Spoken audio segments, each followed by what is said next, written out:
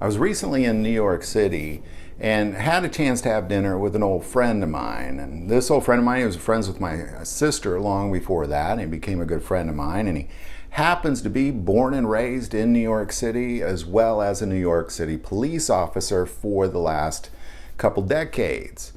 And as I talked with him, we kind of just exchanged stories of the past and things like that. But it came up this conversation about the Supreme Court case, the Second Amendment case, New York Rifle and Pistol Club versus Corlett.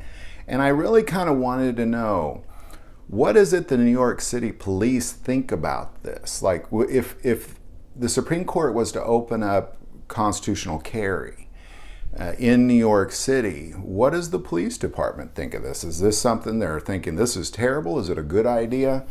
And talking to him, I'll just say that he's a hardcore New Yorker, Irish, Catholic, very typical New York City police officer, and I think he kind of fits in that typical category of a New York City police officer.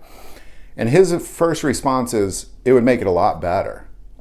He literally was very passionate. This would be a lot better on the police officers if they allowed constitutional carry. If law-abiding citizens were allowed to carry, then the whole city would be significantly safer, and their jobs would be much, much easier because the gun crime would go down as we see it going up in New York City and up in Chicago and up in LA, and going down in the major metropolitan areas that do allow constitutional carry, like St. Louis, Kansas City, Memphis, Nashville, Miami. I mean, you go on and on and on of the major metropolitan cities that do allow constitutional carry.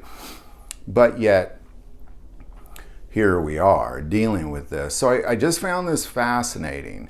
And as I kind of asked him further, like, well, why? And he said, well, let's just say you were carrying right now at this restaurant. This restaurant would be safer because you are here.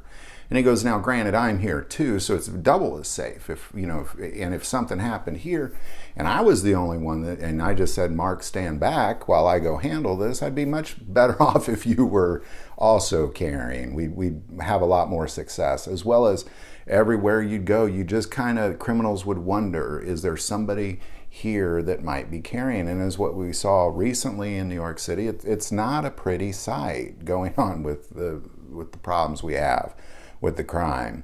So just wanted to make this out. A lot of people have not actually spoken to New York City police officers and said, what do you think about this?